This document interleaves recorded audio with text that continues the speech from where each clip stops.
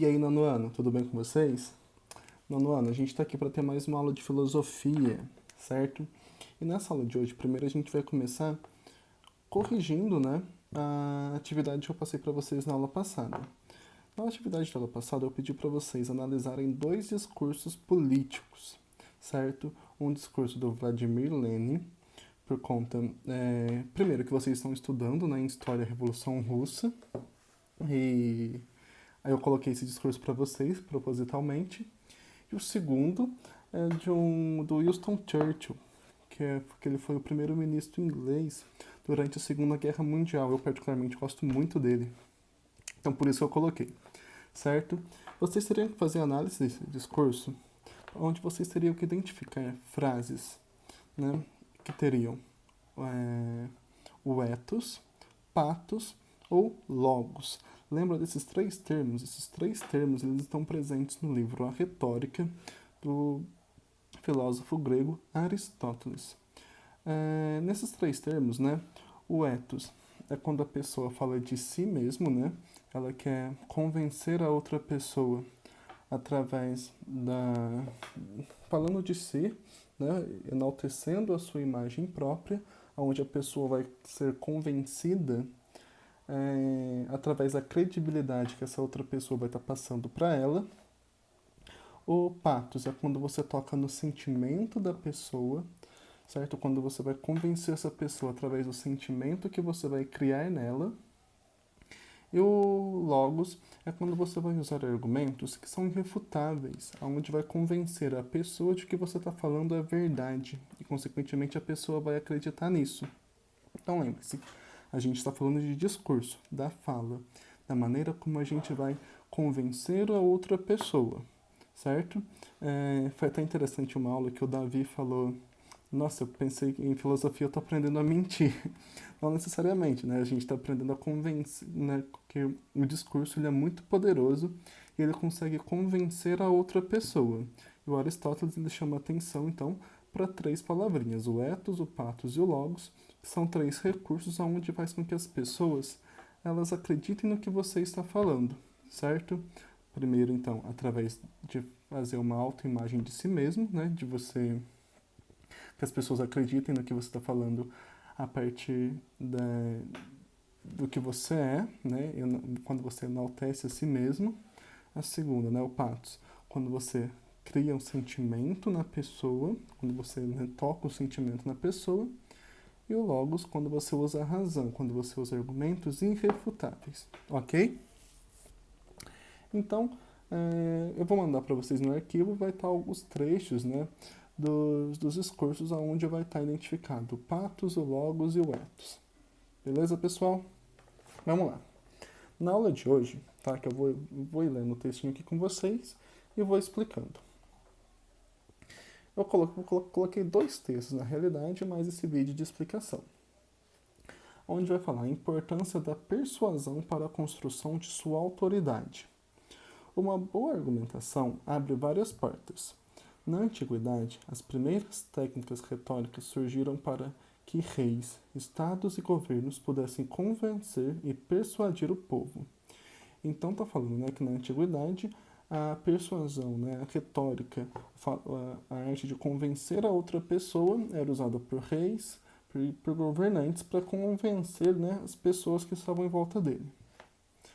Hoje, com a globalização e com a arte da comunicação baseada nas relações pessoais, profissionais, as pessoas que sabem aplicar as técnicas de persuasão e convencer os outros têm mais dificuldades para cair na lábia de outro interlocutor. De acordo com o consultor em negociação e criatividade, Jairo Siqueira, num mercado altamente competitivo em acelerada mudança, a habilidade de comunicar e convencer as pessoas da necessidade de mudanças é essencial. Nessas circunstâncias, o domínio das técnicas de persuasão cria um diferencial valioso. Ou seja, está falando que no dia a dia, com a globalização, com o comércio, com o capitalismo em si, né, com essa necessidade de vender, seja de vender um produto, de vender uma notícia para outra pessoa, é colocado a persuasão, ela está muito forte nisso, o discurso, né, a fala, para que a gente consiga convencer a pessoa de comprar o meu produto, de comprar, de a reportagem que eu tô falando, dela acreditar naquilo, né, dar credibilidade no que eu tô falando. Então, o discurso, ele é muito importante nos dias de hoje.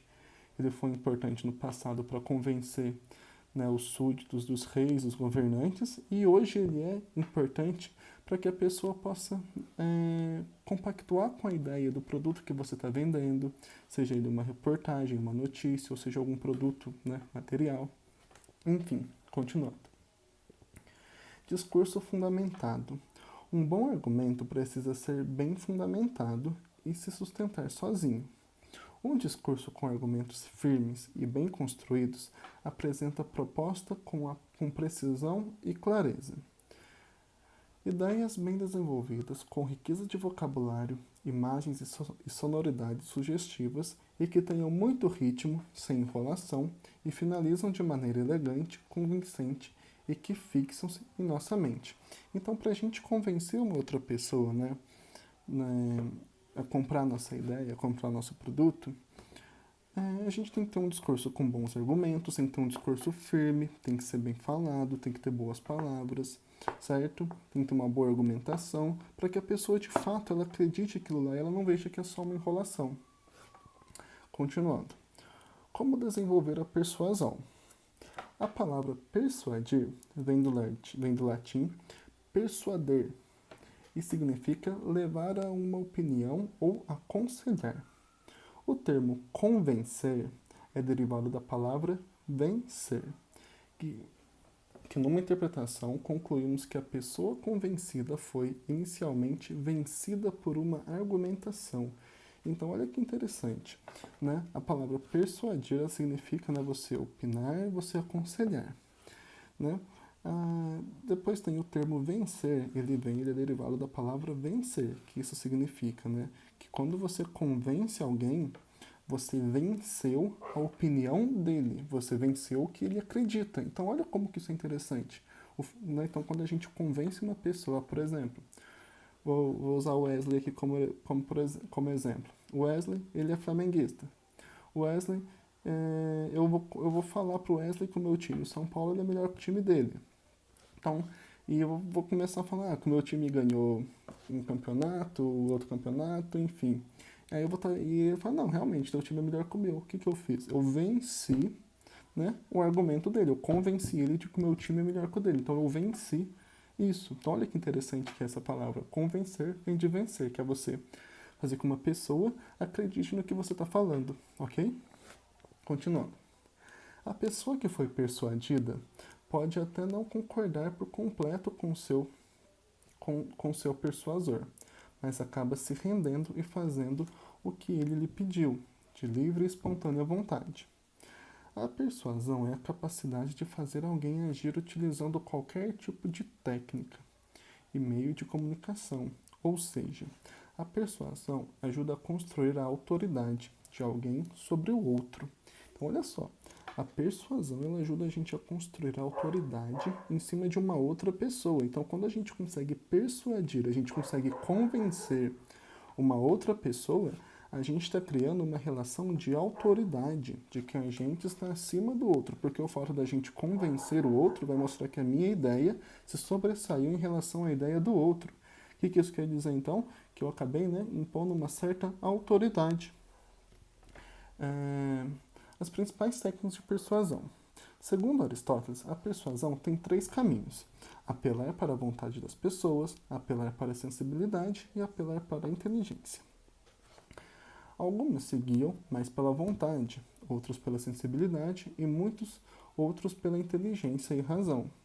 Aristóteles defende que para usar a persuasão e conquistar a autoridade é preciso apelar para esses 3 aspectos da psicologia humana e dar ênfase no aspecto a que a pessoa é mais suscetível.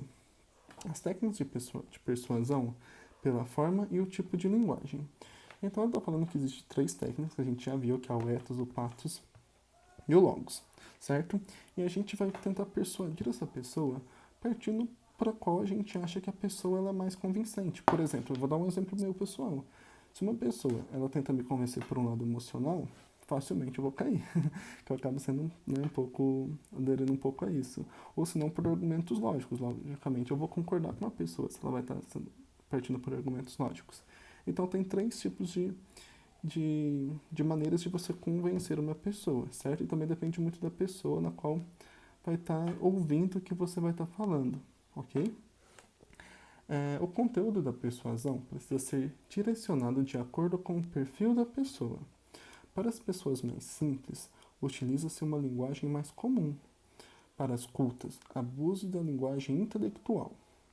Em ambos os casos, é fundamental atingir o emocional das pessoas, por meio de uma linguagem agradável e com estímulos às suas preferências e paixões. Ou seja, ele fala aí, né, que independentemente da pessoa, se ela é mais culta ou se ela é mais simples, você tem que atingir o emocional da pessoa para que você convença ela. Olha só, cada tipo de pessoa é melhor influenciada por aspectos específicos. Pessoas com maior sensibilidade tendem a serem mais influenciadas com argumentos que apresentem sensibilidade, beleza e coisas agradáveis. Comerciantes são influenciados com argumentos práticos, com rentabilidade e ganho financeiro. Para juízes, advogados e qualquer magistrados, a melhor maneira de persuadi-los é com argumentos que envolvam credibilidade, justiça, bem comum e leis. Então, olha só, coloquei 3 exemplos aí de como que as pessoas, a partir do perfil das pessoas, como que elas podem ser persuadidas, né? Como que elas podem acreditar no que você está falando. Então, a persuasão tornou-se importante em praticamente todas as profissões. Não é possível conseguir cooperação com as pessoas por meio da força, da imposição ou fazer valer a hierarquia. O poder da persuasão serve para conseguir a cooperação das pessoas, conseguir melhores resultados profissionais, ter menos atritos de relacionamento sem prejudicar a autoridade de quem persuade. Então, pessoal, a persuasão, nesse sentido, nesse texto no qual eu coloco para vocês, eu quero que vocês compreendam que ela acaba sendo um instrumento de poder, um instrumento de autoridade. Que lembre-se, convencer vem da palavra vencer. Então, quando você está convencendo alguém, você venceu ela nos seus argumentos. Isso quer dizer que é você estabelecendo uma certa autoridade em relação a ela, certo? Que você sabe mais do que ela, que a sua ideia é melhor do que a dela porque ela acreditou no que você falou, seja verdade ou não, certo? Então é isso que eu quero que vocês compreendam desse textinho, que persuasão, persuadir, tem 3 recursos a partir de Aristóteles, mas que a ideia principal da persuasão, ela serve como uma ideia de autoridade, de você estabelecer uma relação acima do outro indivíduo, beleza? Outra que eu coloco aqui para vocês é os sofistas. É outro textinho que vai falar sobre os sofistas. Os sofistas, na Grécia Antiga, haviam professores itinerantes que percorriam as cidades, ensinando mediante pagamento a arte da retórica às pessoas interessadas. Então eles eram como se fossem professores, que eles percorriam as cidades gregas, onde eles ensinavam a arte da retórica, né? Eles ensinavam falar, a arte de persuadir, eles ensinavam as outras pessoas. A principal finalidade de seus ensinamentos era introduzir o cidadão na vida política. Então, a principal finalidade dos sofistas era que as pessoas elas fossem introduzidas na vida política, porque lembre-se, a política ela vai começar lá na Grécia Antiga, especificamente em Atenas, tá? Aquilo que temos de mais importante a respeito deles foi o que disseram seus principais adversários teóricos, Platão e Aristóteles. Então, os sofistas não deixaram muita coisa escrita. O que a gente vai ter de arquivo histórico deles é o que os seus opositores, o Platão e Aristóteles, vão acabar falando em seus textos. Mas então os sofistas eles eram como se fossem professores que percorriam as cidades gregas ensinando às pessoas a arte da retórica, a arte da persuasão, ok? Eles eram chamados de sofistas, termos que originalmente significaria sábios, mas adquiriu o sentido de desonestidade intelectual, principalmente por conta das definições de Aristóteles e de Platão. Aristóteles, por exemplo, definiu a sofística como a sabedoria aparente, mas não real.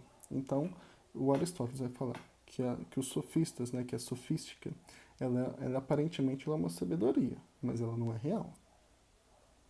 Para ele, Os sofistas ensinavam a argumentação a respeito de qualquer tema, mesmo que os argumentos não fossem válidos, ou seja, não estavam interessados pela procura da verdade, e sim pelo refinamento da arte de vencer discussões, pois para eles a verdade é relativa, de acordo com o lugar e o tempo em que o homem está inserido. Então, olha só, né? Os sofistas, eles ensinavam a você argumentar, ensinavam você a falar bem, a ter uma boa postura, ter uma boa linguagem, ter um bom vocabulário, mas eles não ligavam para a verdade em si. Eles queriam que você vencesse aquela discussão. Eles não estavam nem aí se o que você estava falando de fato é verdadeiro, porque para eles a verdade ela é relativa, ela pode mudar dependendo da situação. E a verdade, de fato, ela não é relativa. Quando existe alguma coisa, a gente consegue, a gente sabe, por exemplo, eu sei porque chove. Por que chove? Porque tem uma série de fatores climáticos que fazem com que chove, certo? Então, para eles, para os sofistas, a verdade ela era relativa a partir dos seus argumentos, que muitas vezes eram falsos, certo? Olha aí onde surgem as fake news, né? Porque o que é a ideia? Você convencer uma outra pessoa através do seu discurso, seja ele verdadeiro ou não. Isso que eram os sofistas, eles queriam convencer, eles queriam vencer discussões a partir da retórica, colocando coisas que às vezes eram verdades, às vezes eram mentira, certo? O contexto histórico e sociopolítico é importante para que compreenda o papel e o pensamento dos sofistas. Então é importante a gente compreender o contexto histórico da época, o contexto social e político também, para que a gente compreenda, né, o porquê que eles faziam isso. Então, a gente está falando da sociedade grega. Embora Anaxágoras tenha sido filósofo oficial de Atenas, na época do regime de Péricles, não havia um sistema público de ensino superior. Então, jovens que podiam pagar por instruções recorriam aos sofistas, a fim de se prepararem para as dificuldades que enfrentariam na vida adulta. Uma delas, imposta pelo exercício da democracia, era a dificuldade de resolver divergências pelo diálogo, tendo em vista um interesse comum. O termo sofista não corresponde, portanto, a uma escola filosófica, e sim a uma prática. Então, os sofistas eles vão surgir na Grécia Antiga, certo? E na Grécia Antiga, como eu falei para vocês, é o momento onde vai estar surgindo a política, vai estar surgindo a democracia. E esses não tinham ensino superior naquele período. Então, muitos jovens naquela época que estavam entrando na vida adulta e, consequentemente, iriam entrar na vida política, eles contratavam esses sofistas para ensiná-los a arte da retórica, a arte do falar, para que na hora que eles pudessem, né, falar com uma outra pessoa em uma assembleia, ele conseguisse convencer os seus ouvintes a partir da sua retórica, tá? Então lembre-se, pessoal, os sofistas, eles vão estar ensinando essas pessoas a falar, a persuadir a outra pessoa, mas em muitos casos, o que eles estão falando não é verdade, certo? Para eles a verdade ela é relativa, ela pode mudar, né, dependendo da situação. Mas então lembre-se, a ideia principal dos sofistas era convencer as pessoas, seja verdadeiro o que ele está falando ou não. Ok? Depois eu coloco para vocês uma atividade, certo? Nessa atividade vocês vão ler uma pequena parte do texto, onde está ali que fala que os sofistas ensinavam argumentação a respeito de qualquer tema, mesmo que argumentos não fossem válidos. Ou seja, não estavam interessados pela procura da verdade, e sim pelo refinamento da arte de vencer discussões. É o que eu falei para vocês, eles não queriam saber da verdade, eles queriam vencer as discussões. Isso que era o principal objetivo dos sofistas. Então vocês vão relacionar esse fragmento do texto com um vídeo que eu coloquei no link que está abaixo dele. É um vídeo do Porta dos Fundos, desculpa quem não gosta. Eu gosto, né, um pouco do canal. Eu coloquei esse link para vocês. É um link onde eles vão estar fazendo uma discussão sobre a vacina. Eu quero que vocês relacionem, vocês escrevam uma breve reflexão. Não precisa ser uma redação com 20, 30 linhas, não. Quero que vocês escrevam uma breve reflexão relacionando o fragmento do texto acima, certo? com esse vídeo. Certo, pessoal? Qualquer dúvida, estou à disposição. Fique à vontade para me mandar mensagem no WhatsApp ou para me mandar mensagem no Facebook. Certo? Eu estou aqui para tirar as dúvidas de vocês, então fiquem à vontade. Como se a gente estivesse na sala de aula normal, ok? Então, espero que vocês tenham entendido a arte da persuasão, que ela funciona como uma forma de autoridade sobre outros indivíduos, principalmente porque ela vem da palavra, porque principalmente convencer vem da palavra vencer, então isso mostra uma questão de autoridade, e que vocês entendam quem foram os sofistas e qual era o objetivo deles, certo? Então, bons estudos, como eu disse, qualquer dúvida estou à disposição. Beleza, pessoal? Até mais!